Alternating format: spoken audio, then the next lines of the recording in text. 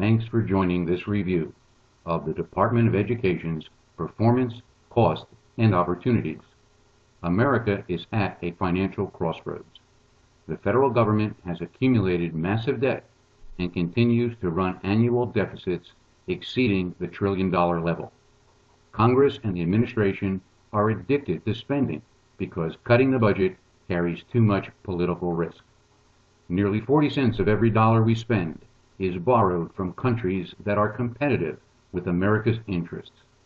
Our debt has exceeded 14 trillion with no political will to reduce that debt. Americans are increasingly aware that this situation is unsustainable and that bold political measures are required. In this session, we will examine enhancing educational excellence while obtaining real savings opportunities.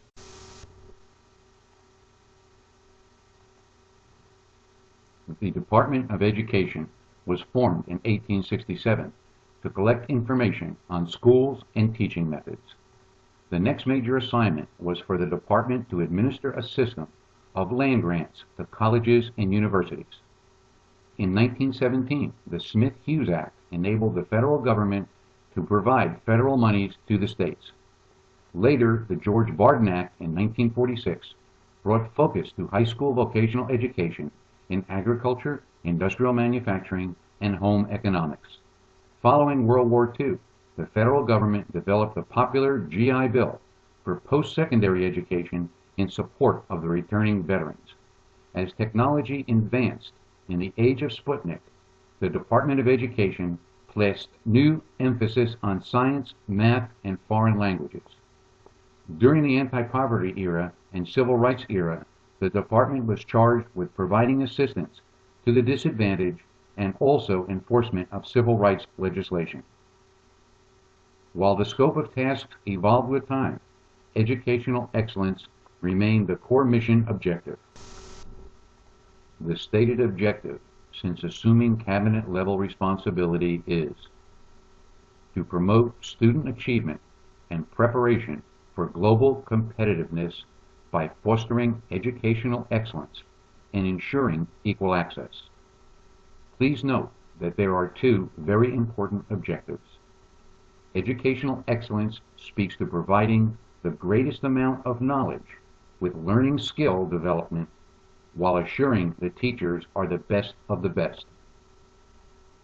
Equal access focused on not leaving the disadvantaged student behind by providing special assistance and thereby assuring that every American can participate in society to their fullest.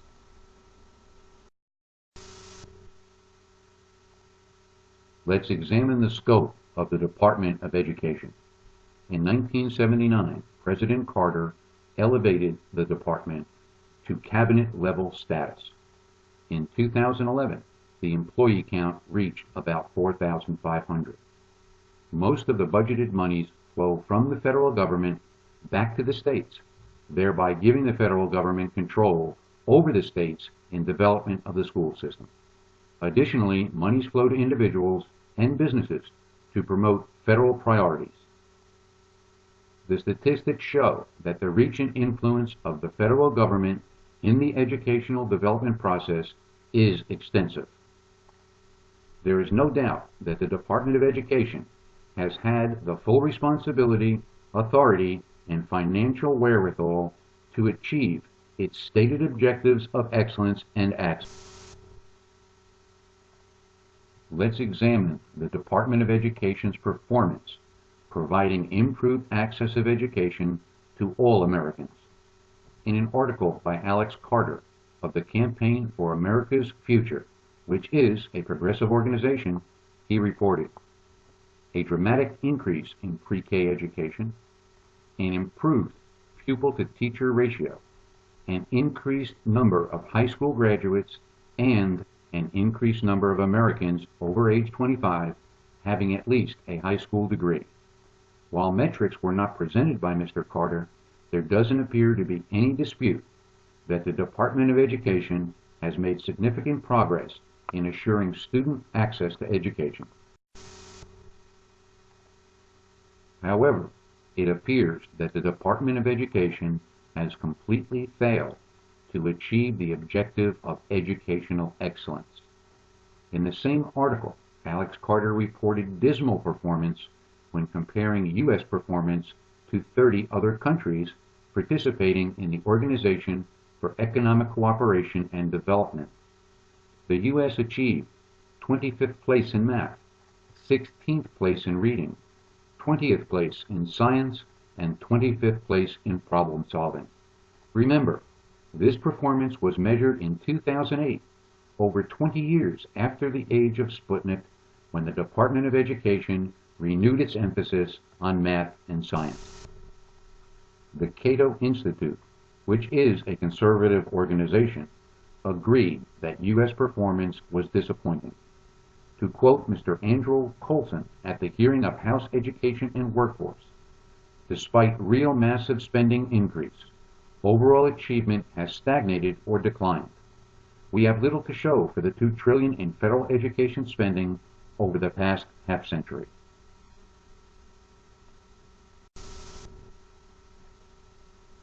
The Brookings Institute sees the performance slightly different. In their Brown Center report on American education, they state, American performance since 1964 has improved some or remained steady. It has not fallen. The administration's 2012 budget sends a clear message that spending on education remains a central part of its economic development strategy for the country. The best Brown can claim is that American performance has not fallen. And, incredibly, Brown appears encouraged that the administration is demonstrating that education is a central part of their strategy by adding more money to the Department of Education's budget. What conclusions can we reach?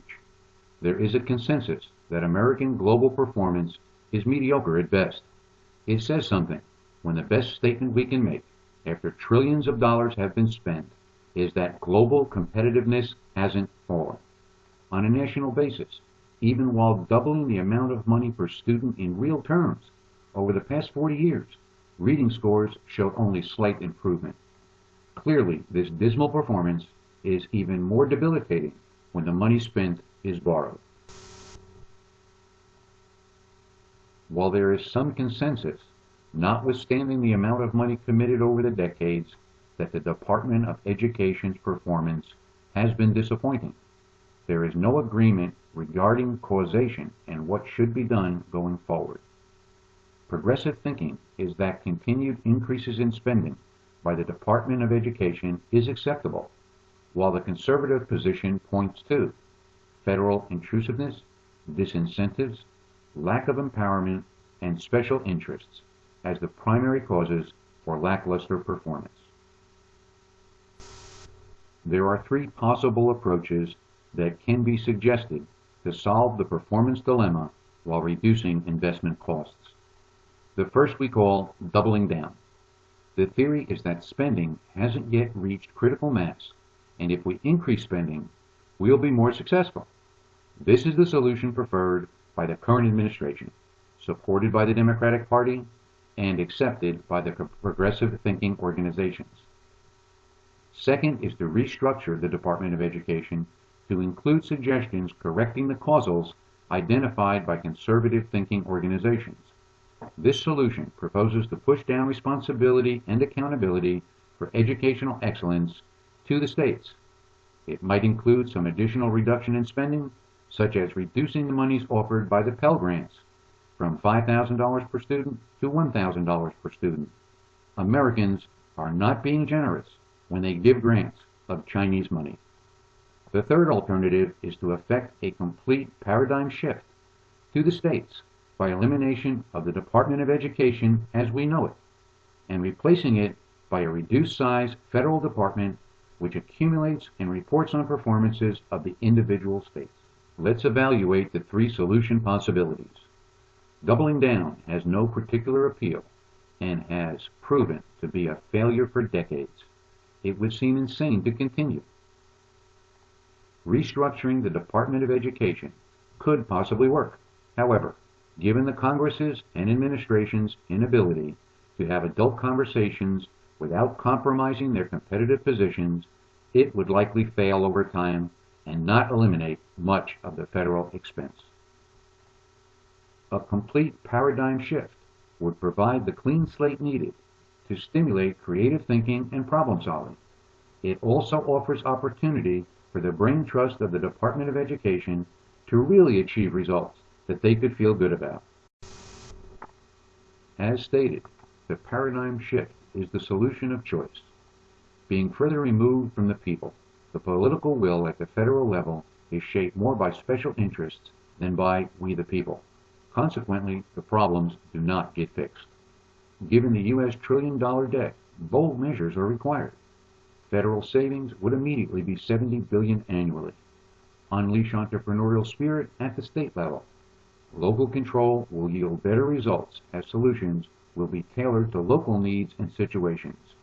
Eliminate federal borrowing for education immediately. Go along to get along compromises. Just continue to kick the can down the road. None of the conclusions reached herein place fault with the patriotic Americans serving in the Department of Education. Rather, the fault appears to be the organization of the Department of Education under politicized federal control.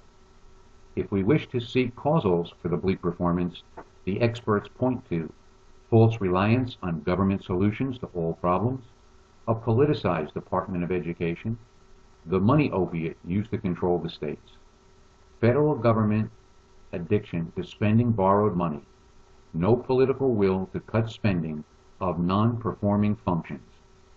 We the people have not been sufficiently involved, thereby enabling special interests to overly influence political decisions. It is encouraged that the listener do their own homework, verify the ground truth, and reach their own conclusions in this controversial matter. Excellence in education for our children is critically important to sustaining the American dream. The sources used for this study are included herein for interested parties to explore for themselves.